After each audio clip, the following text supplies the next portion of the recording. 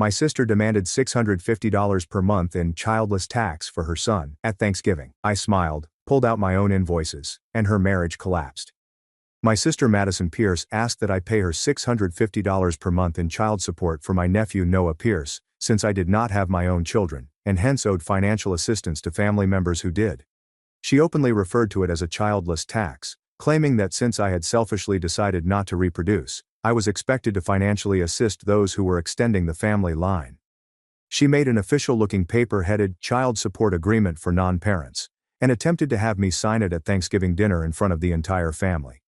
She claimed that women without children had been able to avoid contributing to the next generation for far too long, and it was time for childless aunts to pay their due share. Madison Pierce estimated that I should repay her $650 per month plus back wages from when Noah Pierce was born 8 years ago, totaling $48,500 in delinquent child support. She even threatened to send me to family court because I had neglected to pay my nephew's expenses. And any court would support a suffering mother over a selfish childless lady hoarding money. She informed everyone at dinner that I'd been freeloading on the family by not having children while expecting to have access to Noah Pierce without paying for his upbringing. She stated that childless persons who wish to have contact with nieces and nephews should pay child support in the same way as divorced parents do.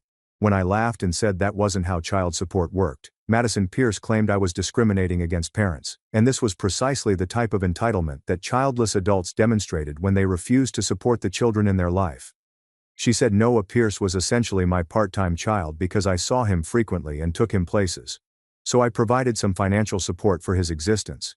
She really likened herself to a surrogate who had had a kid for me because I couldn't or wouldn't have my own, and since surrogates get paid, she should be as well. She threatened to prevent me from seeing Noah Pierce until I began paying monthly child support immediately. Madison Pierce spent $9,200 on cosmetic operations that year, but said she couldn't afford Noah Pierce's school supplies without my help. She stated that raising children was costly, and that childless adults should appreciate that their advantage of having discretionary wealth came with duties to family children. She actually sent me bills for half of Noah Pierce's expenses, including haircuts, clothing, and even snacks, claiming these were my share of shared custody fees. She informed Noah Pierce that I was his financial aunt, who was meant to pay for things but was being stingy with money that legitimately belonged to him. That's when I realized Madison Pierce needed to understand what paying support entailed. I began by preparing my own invoices for all of the babysitting I had done over the previous 8 years at the standard cost of $25 per hour. Madison Pierce owing me $36,000 for unpaid childcare services, which she had been freeloading while claiming I had not contributed. I sent her an official-looking paper labeled Childcare Services Past Due and requested urgent reimbursement for my efforts, which she had been stealing.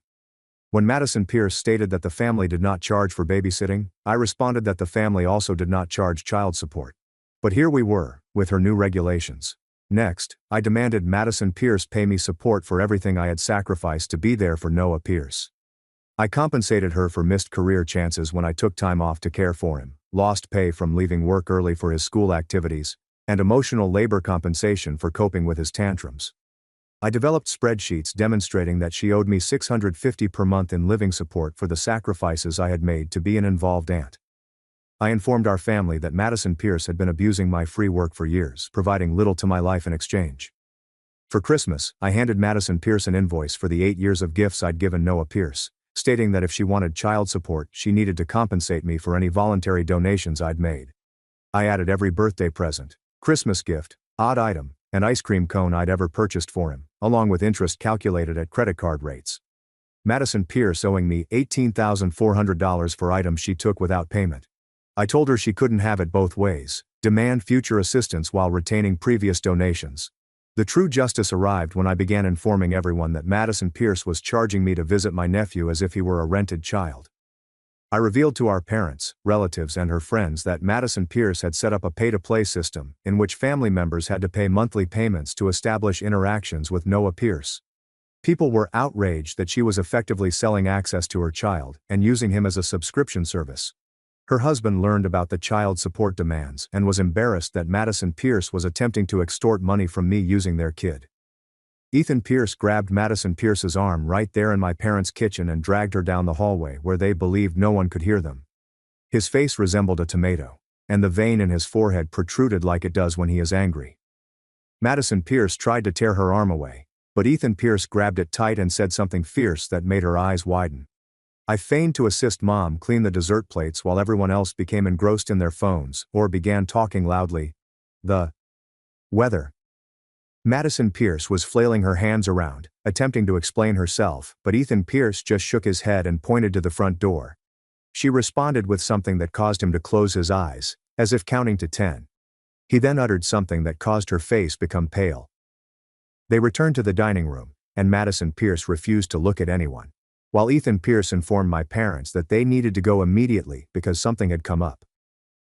Mom looked concerned and asked if everything was all right, but Ethan Pierce grabbed their jackets and almost forced Madison Pierce out the door without saying goodbye to Noah Pierce properly. My phone rang at 7:30 the next morning, and Ethan Pierce's name appeared on the screen. His voice sounded scratchy, as if he had been awake all night and perhaps cried a bit. He apologized profusely for what Madison Pierce attempted to do, and he swore on his life that he had no knowledge she was plotting this insane child support scheme. He informed me he sat up until 3:30 a.m., poring over every bank account and credit card bill they had after I left for Thanksgiving dinner. That's when he discovered the $9,200 in charges from the upscale cosmetics shop downtown that Madison Pierce always drives by and peeks at.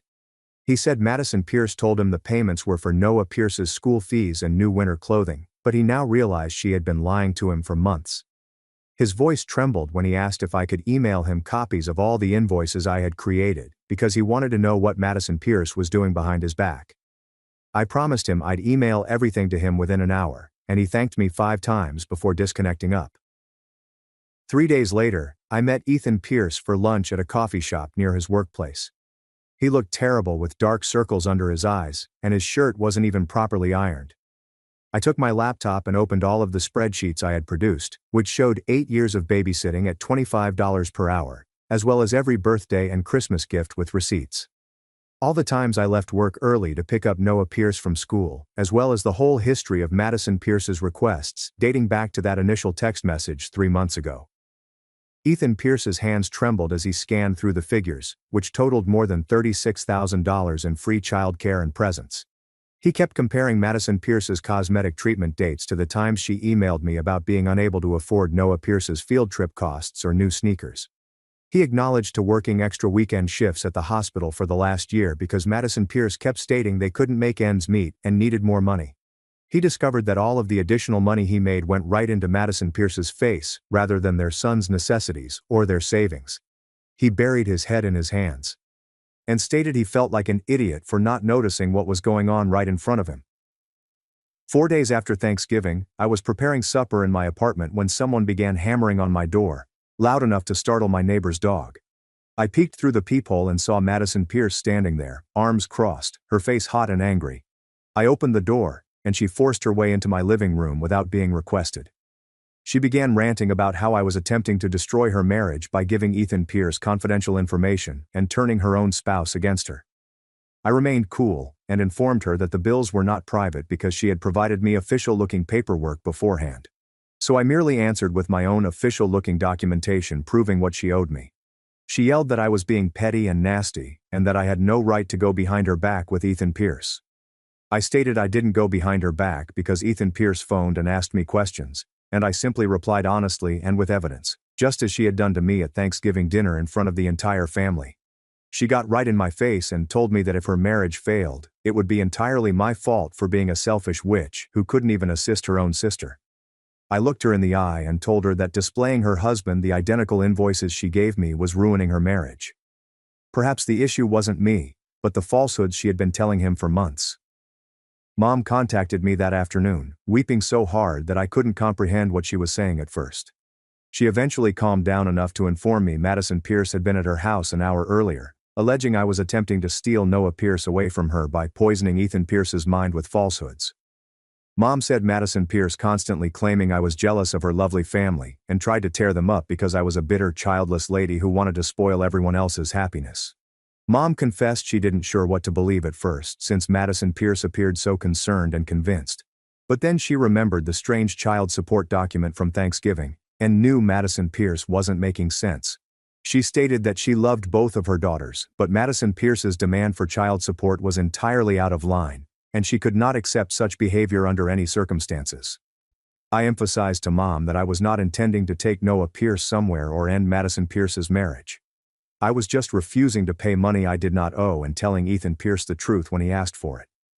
I informed her Madison Pierce's marriage issues were her own fault for lying about money and attempting to extort family members, and they were the result of Madison Pierce's decisions, not mine. Later that week, my phone buzzed with a text from Madison Pierce that was so offensive that I had to read it twice to believe she sent it. She stated that I was prohibited from seeing Noah Pierce unless I apologized for breaking her marriage and promised to pay at least $275 per month in aunt support as a compromise. She responded, "If I really loved my nephew, I'd be willing to help support him financially instead of being a greedy witch hoarding my money." She called me selfish around 12 times in one paragraph and stated, "Noah Pierce deserved better than an aunt who valued money over family." I screenshotted the whole letter and gave it to Ethan Pierce without adding any comments of my own. He replied me in less than 7 minutes, claiming Madison Pierce didn't get to determine who saw Noah Pierce on her own, and she couldn't block me from my nephew's life for refusing to pay made-up expenses. He said he was going to bring Noah Pierce to see me this Saturday, regardless of what Madison Pierce said, since I was family, and Noah Pierce enjoyed spending time with me. Saturday morning, Ethan Pierce arrived at my flat with Noah Pierce, who jumped inside and gave me a big embrace as usual. But then he drew back and gazed up at me with sad, puzzled eyes, wondering why Mother was saying I didn't want to help care for him anymore. My stomach fell and I felt awful as I realized Madison Pierce had told Noah Pierce that I was abandoning him. I crouched down so we could be eye level and told him how much I loved him and how I would always be his aunt. I emphasized that adults do not charge one another money to be family since that is not how love works. Mommy had been perplexed about how family interactions are meant to operate. I mentioned that when grown-ups are agitated they make mistakes and say things that aren't true. But none of this was his fault, and nothing could ever erase how much I felt for him. He hugged me again, appeared to feel better, and asked if we could go to the park like we used to. I brought Noah Pierce to the park down the block while Ethan Pierce remained at my flat to make phone calls. We sat on the swings, and Noah Pierce began discussing how Mother and Daddy had been bickering a lot at home recently. He stated he could hear them shouting at night after he went to bed, which worried him because they had never fought like that before. He told me that his mother kept telling him that I was selfish and cruel, but he couldn't understand why because I'd always been good to him, taking him places he enjoyed and buying him ice cream. I gently pushed his swing and assured him that the adults were working on some issues that had nothing to do with him and were not his job to resolve. I told him that regardless of what occurred between the adults, I would always love him and want to spend time with him since he was my favorite nephew in the entire world. He grinned a little and said I was his favorite aunt, which made sense given I was his only aunt, and we laughed together. 3 weeks after Thanksgiving, my phone called with a number I did not know. When I responded, a lady called Brooke Chandler stated she was Madison Pierce's best friend and needed to talk to me about everything that had happened. We decided to meet for lunch at a sandwich shop midway between our flats. Brooke Chandler was anxious when she sat down and began by stating she'd heard Madison Pierce's version of the story, but she had also spoken with my mother and some other family members, and she was now very concerned about Madison Pierce. She stated that Madison Pierce had been moaning to her about this childless tax proposal for months, but Brooke Chandler dismissed it as a way for her to relieve her financial stress. She stated she never dreamed Madison Pierce would try to get me to sign paperwork and pay real money. After hearing what truly happened over Thanksgiving and witnessing how Madison Pierce was acting today, Brooke Chandler expressed concern that Madison Pierce had lost touch with what was appropriate conduct and what was utterly out of line. Brooke Chandler leaned forward and offered me something about Madison Pierce that I didn't know. She claimed Madison Pierce spent hours every day on social media comparing herself to other mothers who appeared to have flawless life, families, and faces. Madison Pierce began buying costly clothes and scheduling cosmetic treatments to attempt to appear like the ladies she saw online, and she was spending far more money than she and Ethan Pierce had. Brooke Chandler claimed Madison Pierce had borrowed money from her and at least 3 other acquaintances in the previous year, usually stating Ethan Pierce was being frugal with home funds and that she needed assistance meeting Noah Pierce's basic expenditures. But Brooke Chandler found Madison Pierce had been lying about their financial position all along, using borrowed money to finance her image rather than her son's necessities. Brooke Chandler was very heartbroken when she claimed she loved Madison Pierce like a sister, but couldn't tolerate her extorting family members for money. And she truly believed Madison Pierce needed professional therapy to deal with her spending addiction and her distorted feeling of entitlement to what other people owed her. I thanked Brooke Chandler for being honest with me and expressed my hope that Madison Pierce would get the treatment she required.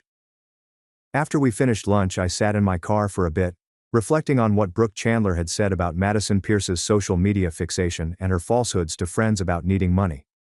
It made me sad to see my sister had become so obsessed with comparing herself to phony, flawless lifestyles on the internet that she had convinced herself she deserved money from everyone around her.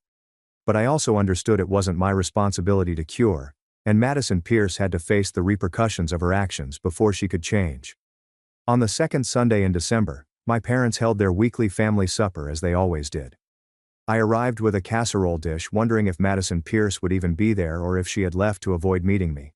She came with Ethan Pierce and Noah Pierce, but the moment she stepped in and saw me arranging meals on the dining room table, her entire expression changed. She picked a chair at the far end of the table, as far away from me as possible, and positioned Noah Pierce between her and Ethan Pierce, as if she needed a buffer. Throughout dinner, she kept making pointed remarks about how some people valued money over family relationships, and how selfish people always put themselves first. She added it was unfortunate when individuals forget that family members were expected to assist one another during difficult times rather than compete. My mother attempted to shift the subject by asking Noah Pierce about school, but Madison Pierce simply continued, stating out loud to no one in particular that she couldn't believe how cold some people could be to their own flesh and blood. Dad pressed his fork down hard enough that it clanked against his plate, and everyone became silent. He looked straight at Madison Pierce and told her to quit acting like a victim right now, since she was the one who turned this into a money issue by requesting that I pay her child support. His voice was harsh and weary as he reminded her that she had caused this situation via her absurd demands and manipulation. And now she had to accept responsibility rather than behaving as if everyone else was the problem. Madison Pierce's mouth dropped wide, as if she couldn't believe Dad was confronting her in front of everyone. She began to speak, but Dad raised his hand, indicating that he was not finished. He informed Madison Pierce that her treatment of me had been cruel and unjust, and he was tired of seeing her try to guilt-trip me for having limits. The tension in the room became so dense that I could hardly breathe. Noah Pierce began sobbing at the table because the parents were bickering. Ethan Pierce quickly rose up and led Noah Pierce outside to the backyard, while the rest of us remained in terrible quiet. Mom stepped over and placed her hand on Madison Pierce's arm, saying they wanted to have an open chat about what had happened.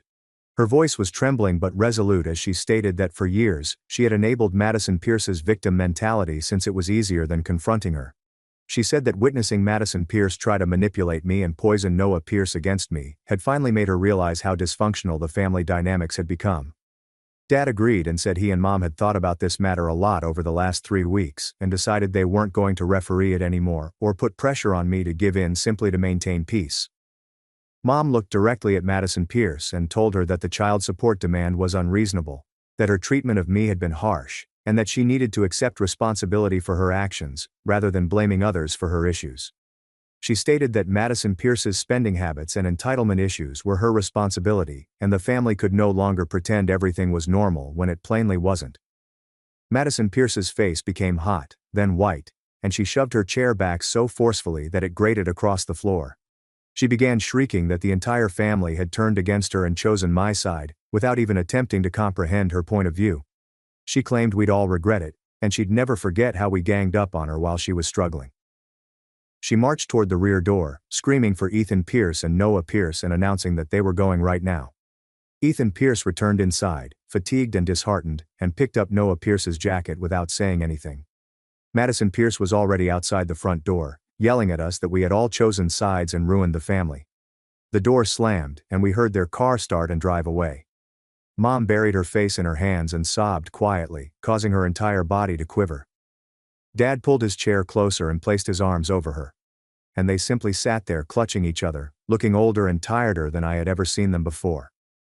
I felt a terrible shame settle in my chest.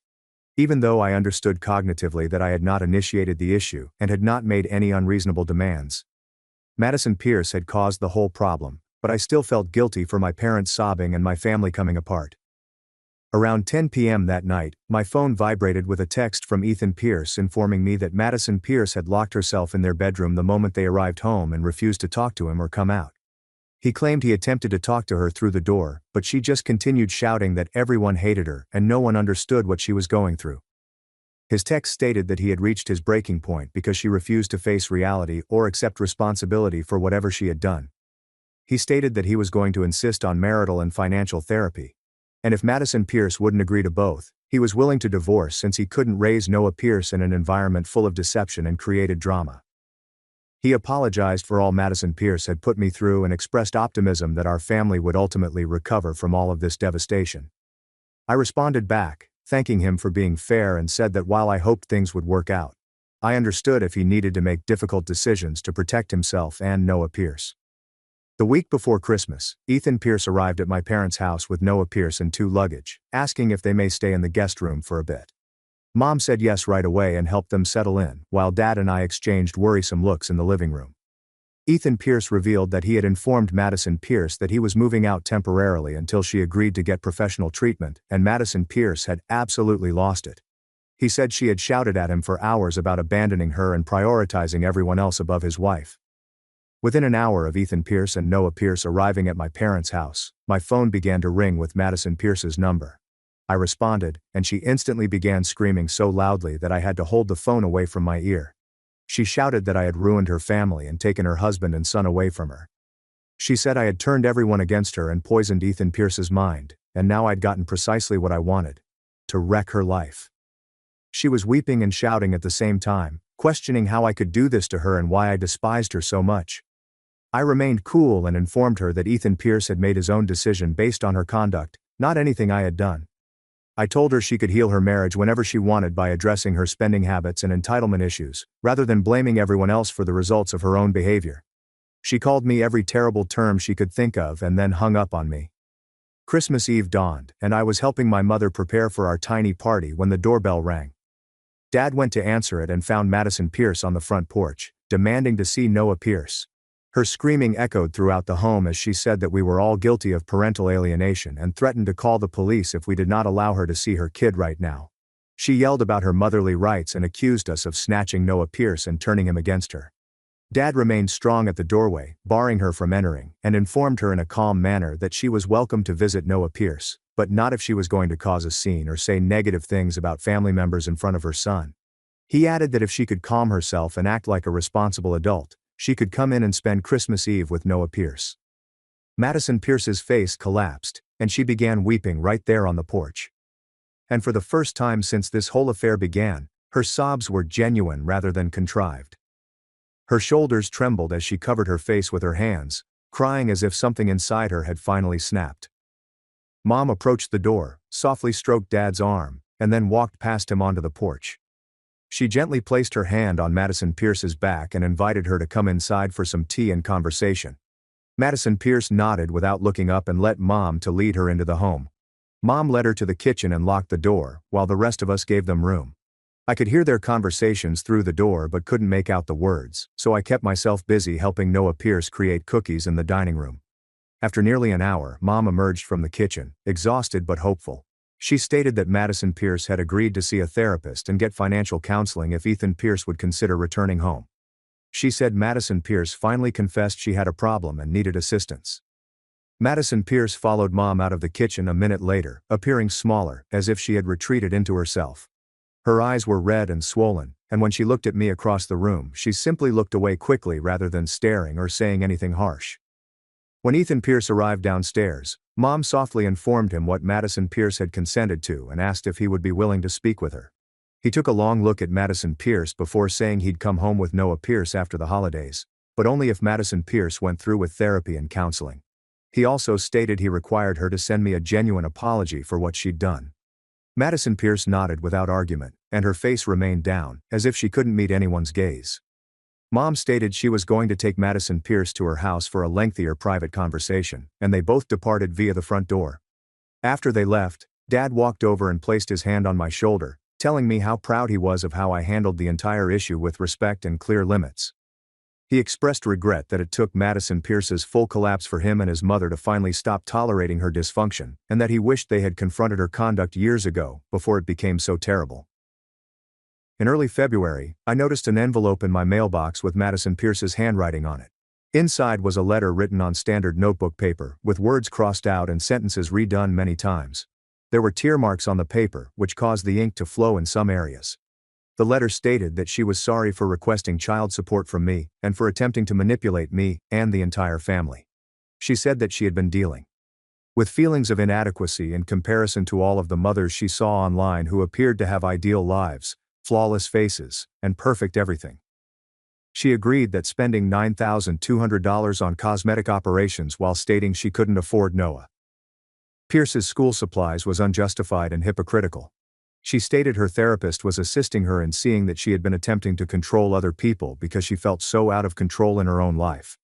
She responded that she was aware that she had injured me and destroyed our relationship, and that she understood if I needed time and distance before I could trust her again.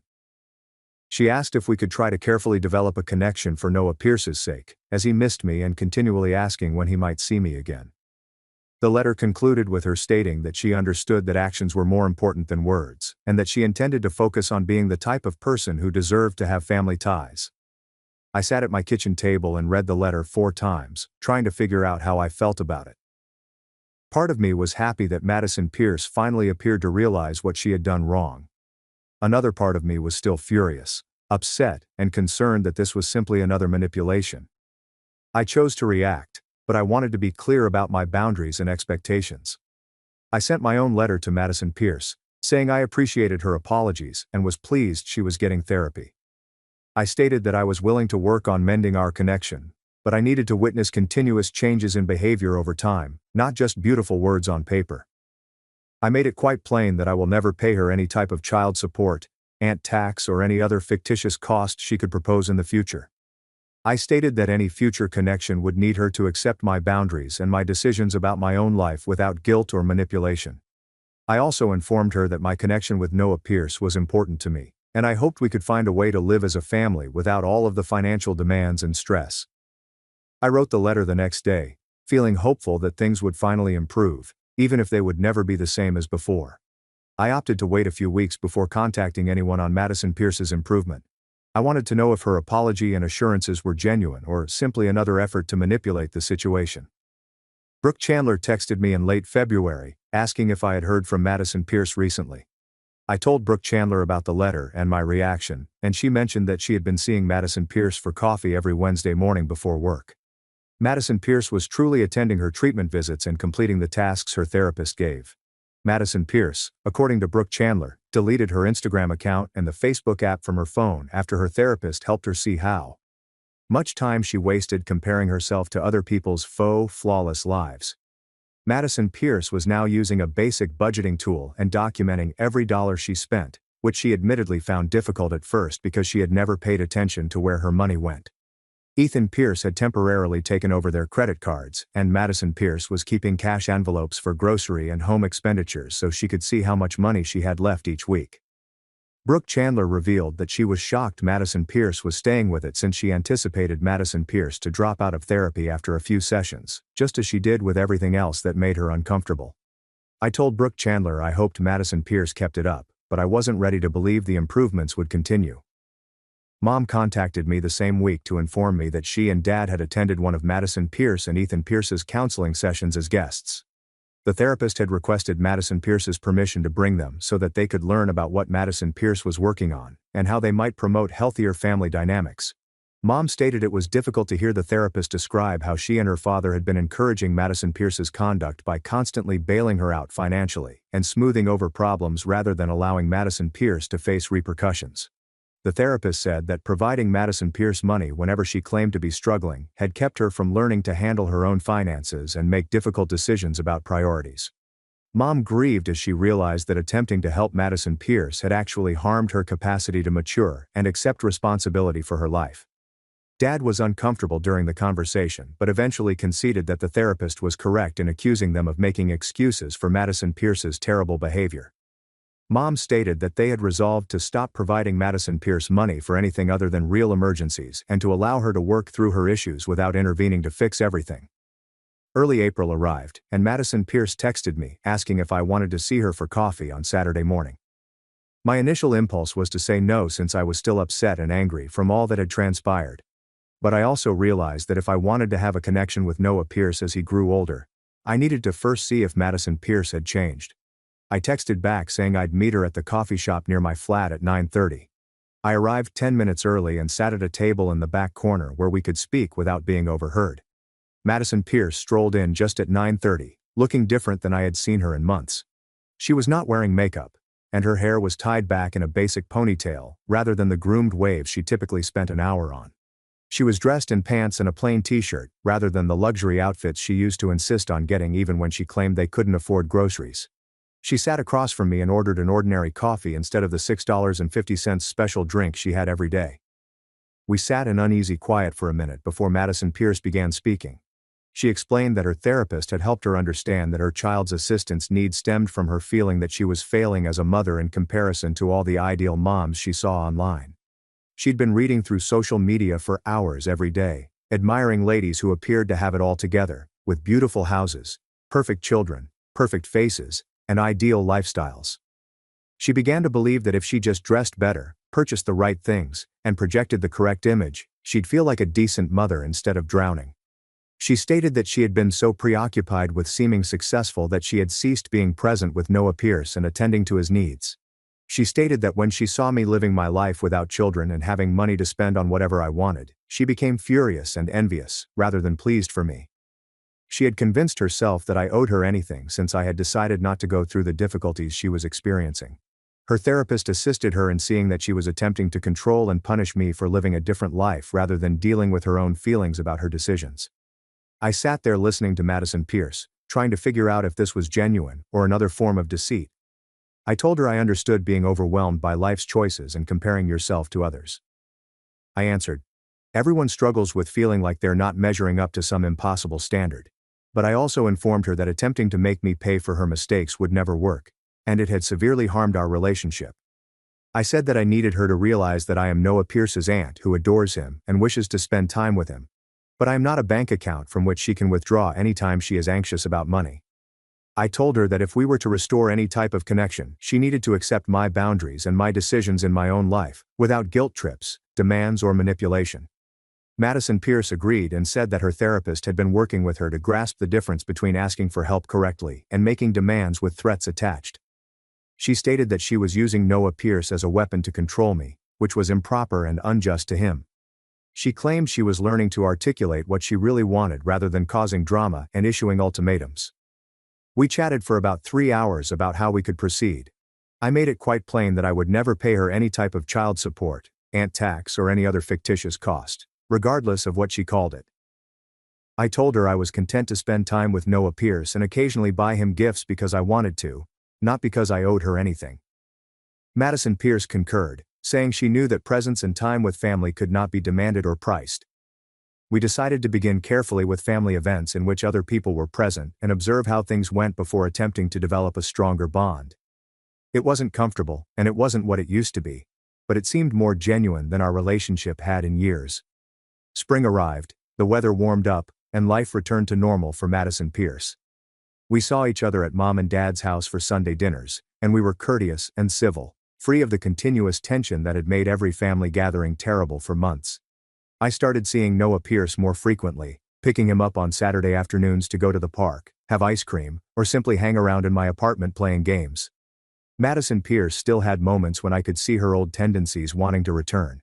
She'd make a joke about how lovely it must be to be able to purchase new furniture, or how costly Noah Pierce's summer camp would be, but then she'd stop herself and apologize for making me feel bad about my money. Her therapist had evidently taught her to identify when she was reverting to previous ways and to stop herself before causing further damage to her relationships. Ethan Pierce informed me privately that things at home were better than they had been in years because Madison Pierce was talking about her feelings rather than spending money to escape them. Mom stated that she and her father were learning to let Madison Pierce deal with her own difficulties rather than constantly attempting to fix them for her. Our entire family realized that preserving the peace by tolerating poor conduct only made things worse over time. I witnessed Madison Pierce work hard in therapy and marital counseling to modify her tendencies, and I felt truly proud of her for doing something obviously tough and painful. Our relationship would never be the same as before all of this happened. We'd never be as close as we were when we were younger and fully trusted each other. But what we had now was healthier and more authentic than what we had previously, even if it was not as simple or pleasant. I learned that sometimes the best thing you can do for someone you care about is to refuse to participate in their dysfunction and let them deal with the repercussions of their actions. Madison Pierce discovered that attempting to control others while avoiding her own emotions only made her unhappy and harmed the connection she truly cared about. And Noah Pierce got to grow up witnessing the adults in his life work through difficult challenges and come out stronger on the other side, which seemed like a fairly significant lesson for a youngster too.